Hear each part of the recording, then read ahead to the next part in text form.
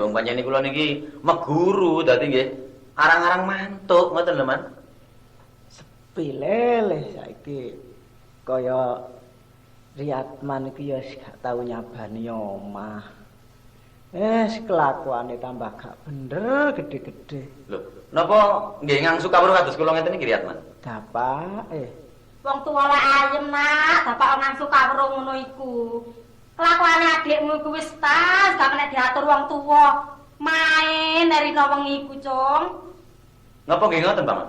Iya dolinan kertu ae wah nek kadung sila. Sedina sewengi gak obah, gak ngadeg batal. Nggih tapi gampil nggih nek kula ketemu sak wayah-wayah kali Riyatman nggih kula elingne. Lah pun enten mestine sih nek kula niki wong masih dulur misanan nggih pernah tuwa nek ngilingaken Riyatman kan mboten enten eleke ta, Man. Jaken ae mari le, jak nang gurumu. Nggih. Cek golek ilmu mbok menawa nek wis meguru eling ambek wong tuweh, eling ambek kelakuane sing gak bener. Nggih, Man. Iya nak, ngobek emak ambek bapak iki nuturi Riyatman iku gak nggugu. Bae mbok jak engko pas mari kelakuane gelem meguru. Wong tuwa lah melok ayem ta. Nggih, mugi-mugi mawon, Bek. Mungkin saged sadar Dik Riyatman nek kapan ketemu kula pas kula elingaken. Niki wong ngeten lho, Man. Lah opo? Sadurunge kula medhun kenggene Yai Sabu Alu. Kula niki lak takon ta, Man. Sinten sak temene sing mejahi bapak kula? Yai Sabu Alu sanjange mboten sumerep. Nah, terus ana le sing eruh. Gak ana maneh kejaba pamanmu kono.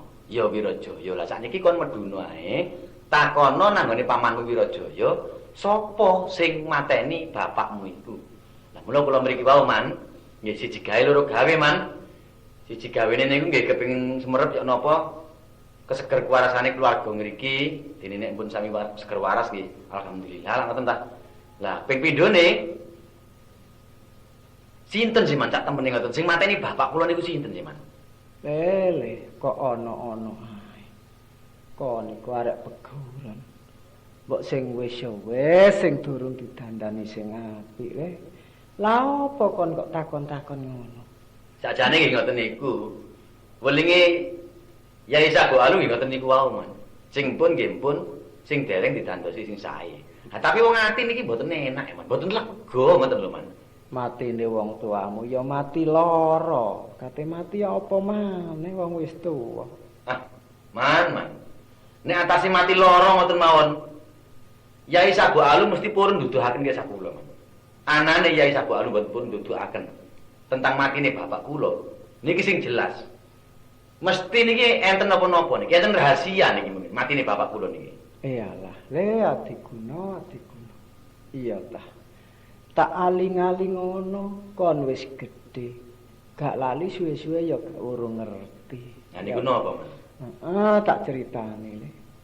Pancene wong tuamu ku matine dipateni wong. Nah, lak ngoten. Nah, sakniki nek pancene paman niki pun nedahaken. Matine bapak kula niku mergo dipateni wong. Sinten Man sing mateni? Wong niku sinten jenenge, Man? Gak liya Jatimurka. Lah pekarane biyen Jatimurka iku ora kate seneng makmu. Gun, Pak Gun. Lho, nentamu, Man. Sapa iki? Kula. Mecet ta. Ngopo sok apa dikone?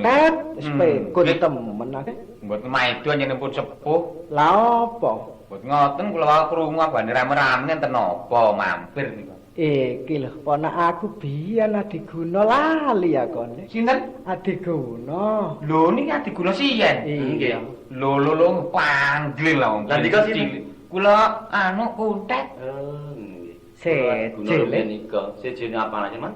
ambek biyen. Nggih. Biyen kelambine bedah kabeh ancene wong gak duwe. Lah niku napa? Saiki njeketi delok udeng-udengane. Lah nggih Kaya pendekar. Monggo petuk tenembok nggih, mboten eruh kula. Ya wis jelas panggling. Nggih. Mboten ngoten ngomongaken napa niku? Ngene lho. Kira takon patine wong tuane. Nggih. Ya tak kandhani wong tuane mati dipateni Jatimurka. Lah nggih. pekarane Jatimurka biyen nak seneng ambek makne ya. Lah makne rumangsa duwe anak bojo gak gelem nuruti, diancam le. Nggih. Bareng ngono dalu-dalu bapakne ku digawakno kanca dieret-eret dibacoki sak dalan-dalan. Tapi piye? Mboten niku napa mboten nggarai mangkle ati kula sih. Iki Jati Murka wis mati lah ijab le. Wong kacilikane lho Kang, ya wis mati. Wong saiki ya diguna sakmene gedene lho wis. Kira-kira mau Jati Murka iki saniki ben mati. Mati wisan. Ya dhisik, Buk. Ndika ni ngomong saenake dhewe Gus nika niku. Lah apa? Ndika ngomong Jati Murka pun mati lho ya napa? Lah kok wis bayan kok gak mati kok. Lho. Tasik bangkrak. Tasik ranah untune. Melungsung ya. Lho mboten ngoten, buktine ning nggih. Alah, bukti apa kaya ruruwa kon niku ta? Lho, ngeten lho Wak Yu enggak. Bagus pisan kula omongi ndika niku. Sakniki niku Jati Murka ni malah nyenengi kali anake walon niku agakno. Wah, lho ngomong-ngomong. Nggih. Lah sing bojone dipegat anek kula disenengi mboten purun sampe diuber-uber ngidul kula niki lho dhewe agakno. Rono endi? Nggih ten mriko agakno. Sakniki pangane ten pundi? Ngidul. Nggih Jati Murka niku. Nggih. Nguber-uber anake. Lho dapak mboten ngoten. Kidul mbok sing pundi? Niku lho mbong sing pinggir lor enten sandinge kali niku kali. Turi-turi gede-gede niku. Lah nggih. Man, kantor pindahan. Kula gak Jati Murka. Nah! Mboten tanah. Tumore. Bagus. Bali ale. Waduh, bagus kok no.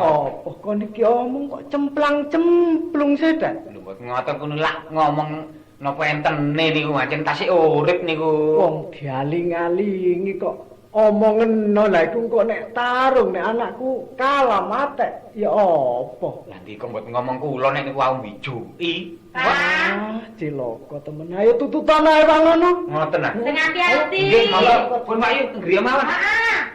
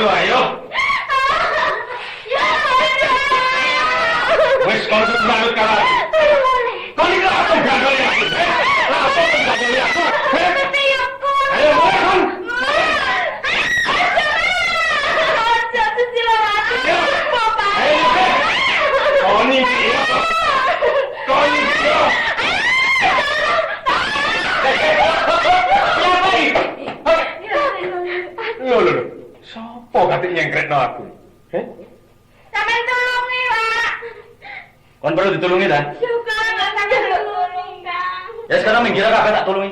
Dadi lho, Kang. Kurang ajar. Kang. Gerang tuwa gak dipikiran. Nyucuk meneh sing tuwa iku. Lah apa arek teret-teret mong?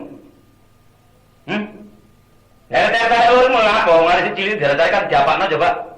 Lah karepmu kate lha apa semua? Ya nulungi sih. Kon gak durung ngerti kawitane. Tak kandhane rungokno kupingmu. Nah ini apa? Arek iku sejatine duduk wong liya karo aku. Iku sik anak karo aku, ngerti ya? Anakmu? Anakku pirang-pirang dina gak ono mule, kae kepethuk iki tak jak mule. Apa aku perbuat elek kate mbek anakku? Wong ngono ya tolong kok.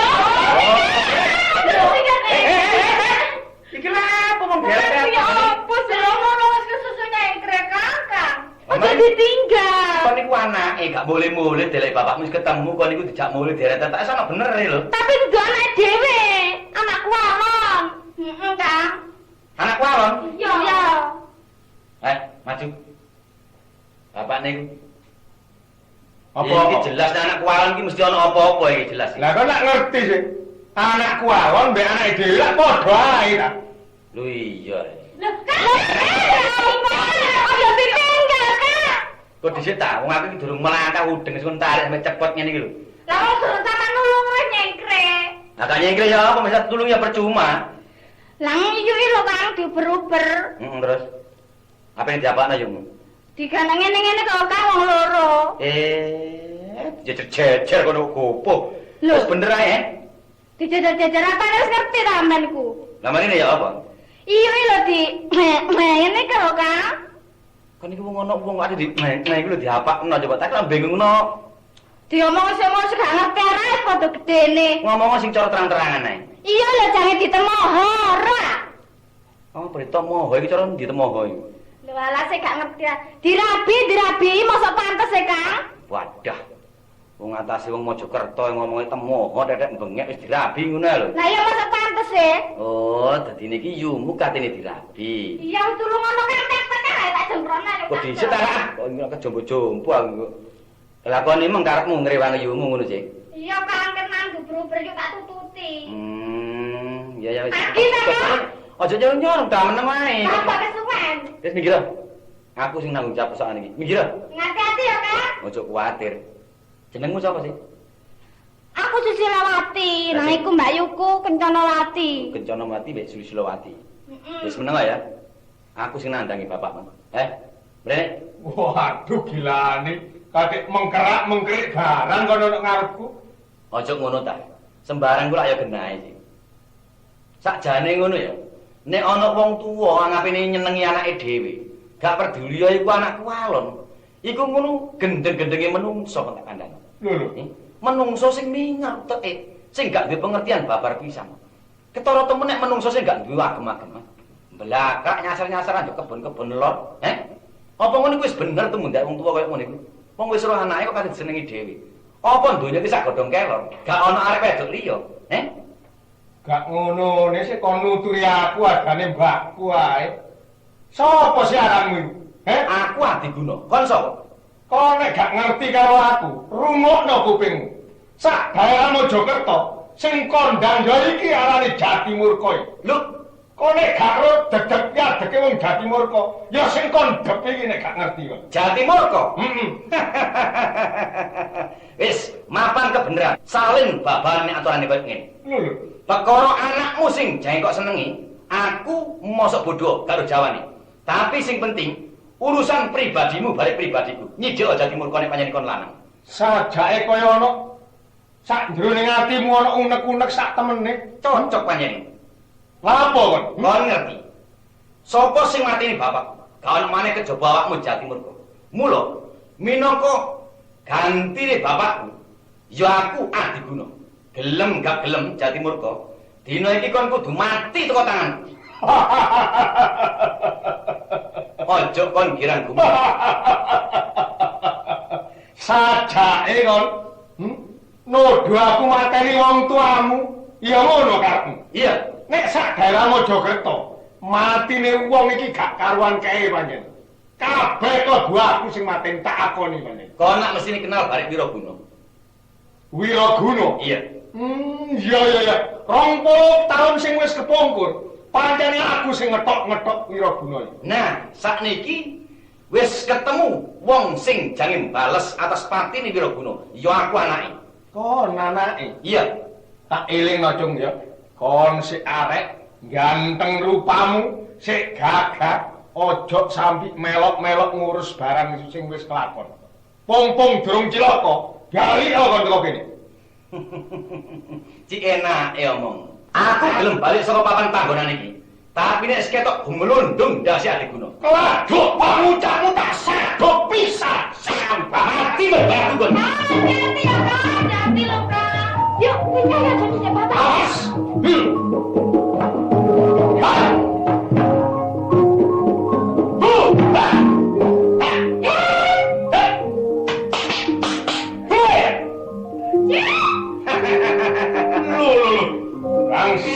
Jatimurka tak saut kiwa seneng tak saut tengen meledak mentol bangsat. ayo jane panjenengan kon sing sekti mandraguna.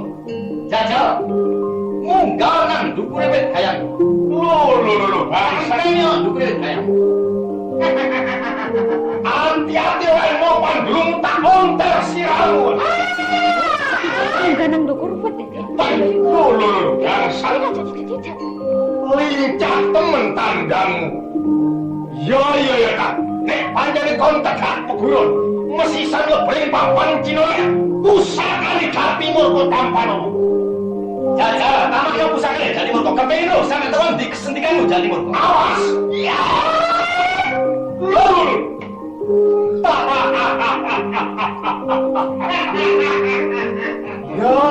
Ya.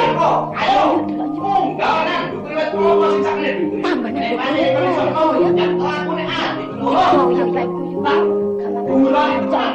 Percaya aku nek awakmu iki arek peguron sing rumit. Kebasan gak tegas tapak paling pandai senane kene. Tapi kanggone Gati Murka, gak lega ndunyut panakane gak misah siramu saka ragamu. Jawab sapa? Sing ati Jati Murka. Tak lunjak tekan kowe kelopon nek gak pecah jasmu ditakon dosa. Aduh. Panas banget. Ayo, tak sembarane. Tani apa niku? Ayo, bali namani. Iki lho Susilowati. Aduh. Alah, kok pipi. Kaya padha domu kon gepuki dhewe. Lah buktine karo aku ayo, Kak. Sopo? Lah pengen karo sopo? Ambek aku. Ngawur ae. Saiki, Kang, aku matur nuwun lho, Kang. Apa, Adik? Matur nuwun sampean tulungi kok, Pak. Sampean tulung maya apa yo lak sida diret-eret dadi yo apa, Mang. Wis dadi penggawe aku, Dik. Susilowati antarane Mbak Yune pisan. Iya, aku Kencanawati. Lho, iku mah jenenge sapa? Adikku. Lho, Kang Adiguna. Kayaknya ndak ambek aku, Kang. Wah, kon niku Titi. Blas adikmu ku pancene. Durung tau dijamani temui rang adikmu. Ya sepurane kan anjene sik ya apa ya nek ngomongku gak ngerti unggah-ungguh. Ngapa gak pilo kok dijaman temui lho. Ngono iku. Gak kira iso menang sampean Kang nek ngomong ambek adikku iku. Iya wis mapan kebenaran sakniki kon ketemu selamat ambek aku. Heeh. Susilowati. Iya, Kang. Nyidhik rene, Dik. Sakniki kon karo-karo ni. Ya apa? Bapakmu iki durung temekane pati. Lah Kang, lah nek ngono aku ya wis gak wani mule. Gak urungane kok nek mule ya kepethuk bapak maneh ya diaret-aret maneh, Kang. Upamane bapakmu ku tak pateni ngono ya apa sih? Lho, aku gak apa-apa malah seneng lho, Kang.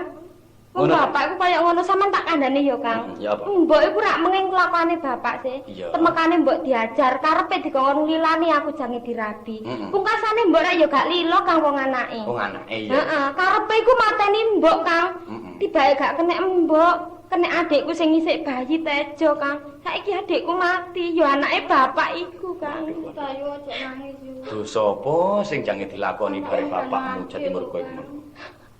Wis sakniki ngene ae, ya. Karo-karone ayo melok aku sakniki.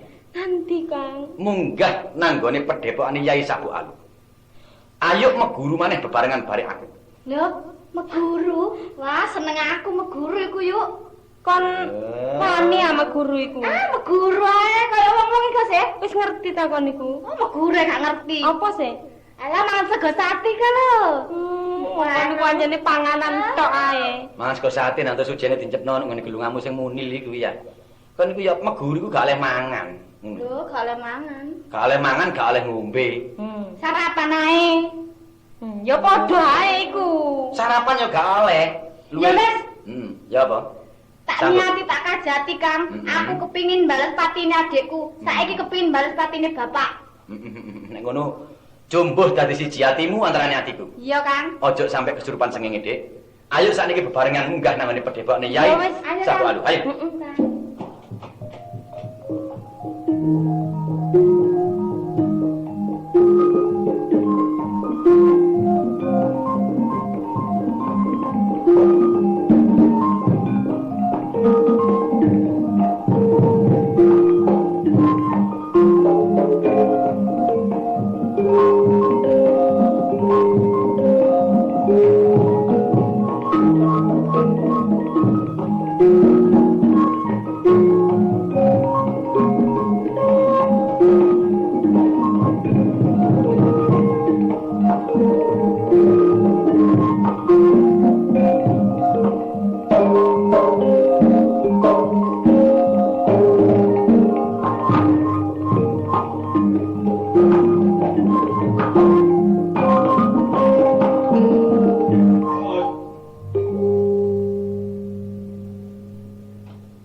Ngono iki lho, Kang. Mbok yen ndang turu-turu apa ose wong wis surut ngene lho.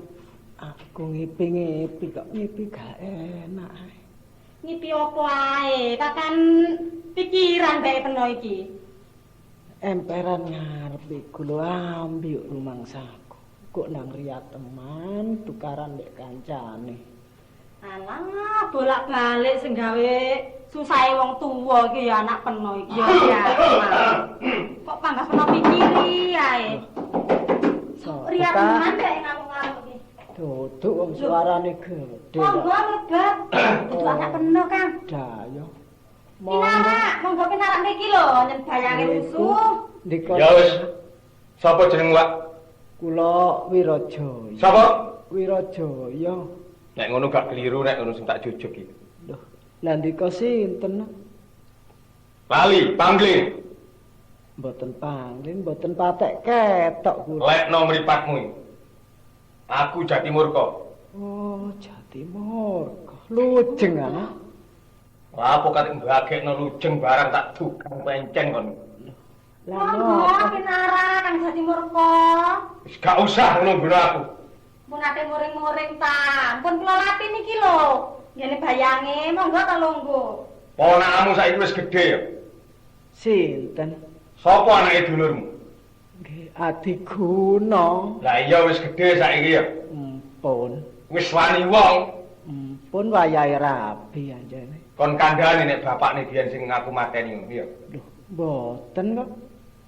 Mboten ate ngomong-ngomong ngoten kula kok. Lah kok sampe rong biyen sik bayi kok ngerti nek bapakne aku sing mateni?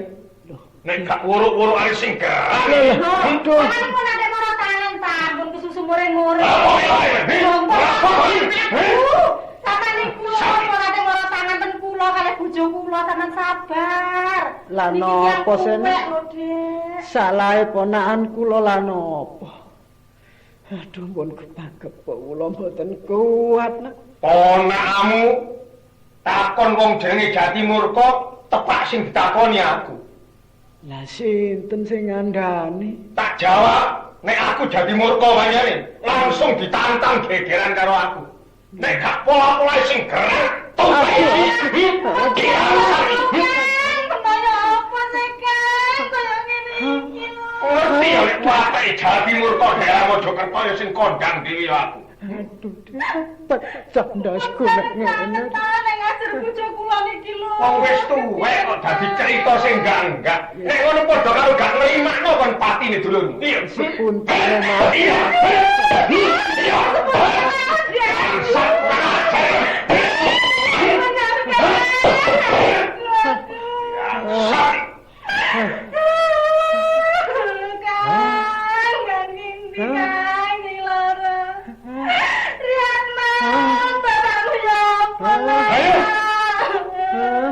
Biar kabeh jono wis nek Jatimurka wis kadung ngamuk nek anakku sing ndi ana omah ae.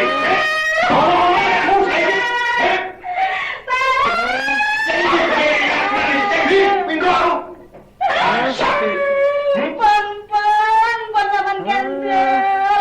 Ya lo tak dia kok posisi apa?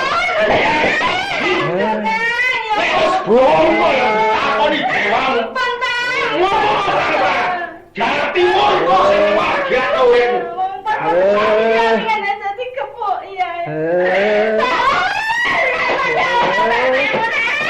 Ano apa, Pak? Ini apa, Pak? Kini, Pak. Kini, Pak. Tahu siapa nih gede, Pak? Sapa iki? Aku anak Riko Yatman, Pak. Wah. Man. Iya, Pak. Ini apa, Pak? Diajar Jatimurka aku. Loh, Jatimurka? Pak. Kene, Pak. Loh. Pak. Bapakmu ya apa ya? Pak.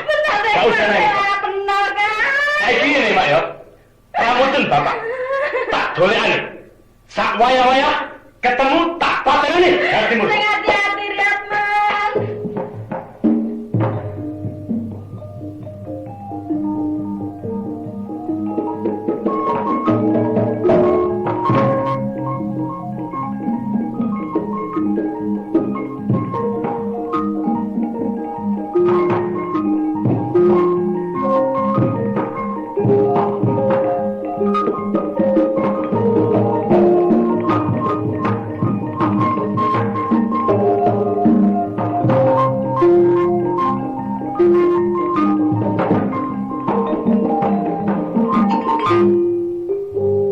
Ayo. Wis. Ya apa? Iya, Kang. Aku nedo nrimo temen ambek sampean. Saumpama kok gak kepethuk sampean ngono aku gak kaya ngene dadine ya, Dik ya.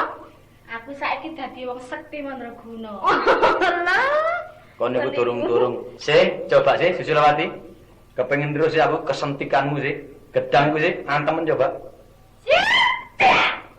Lho, ya apa ya? Pancene gedang cilik. Anjene gedange miur-miur. Gajal tok sih. Saiki yo, nek anjene kon temen-temen iso sih yo. Sih tangkisen sih. Awas yo. Kon tak antem yo. Ya, Tak bisa sampe lek tok foto ndas ayo. oh, ya Aku iki kepindhel moso lho. Pani ya kon. Lho, apa aku yo tak edani. Ayo jajal. Ya apa? Kena ah? Lho, tak kene. Lanjut mau apa, Dok? Sektine. Lah coba ana wong liwat kok, nek gak tak Jak moso ayo. kemenyek anjene. Susilawati Ayo kayane jangan kemenyek. liwat ngene iki. Ya jarane arek endel ya Susilawati iki. Mripat wis kadung abang. Kenapa iso abang? Mari keculak.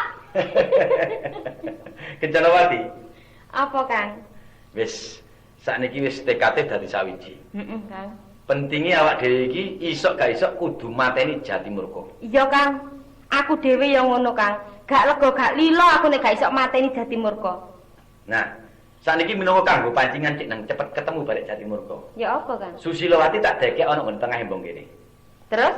Nah, awakmu barek aku ayo nyelentung telek papan panggonan sing sepi. Oh, didelok teko kadoan ta, Kang? Mm-mm. Iya, Kang. Ya Susilawati ya. Ya minggir dhisik yuk. Deloken aku ya abangku. Awas kan lho ya. Awas lho Susilawati. Jatimurka iki tak garapno macan lho ya. Ya Kang wis. Ya apa carane kon Kang? cebak macan kon kudu usaha. Ya apa isane kon gak kalah barek macan iku mengko. Ya. Rungokno iki temenan lho ya. Tak tinggal sing hati ya. Masih ya? Minggir aja kuwatir. Wong Susilawati jare. Kurang ajar. Apa? Enggak dosa gak perkara dadak dipateni. Lho di papan dununge Jatimurka. Oh, untung aku iso endo.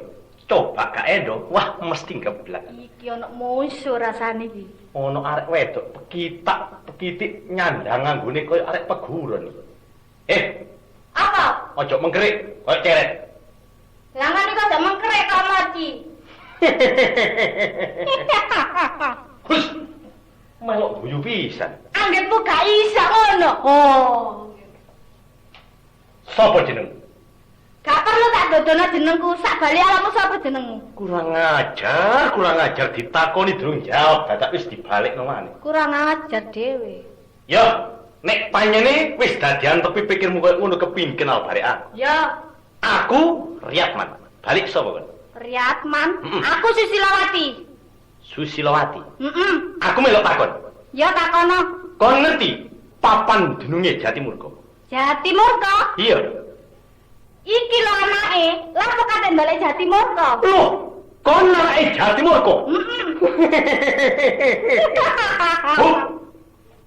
Melok guyu pisan, kurang ajar iki. Wis kebeneran. Nek panyene kon anake Jatimurka. Ya, Wis tanpa Jatimurka.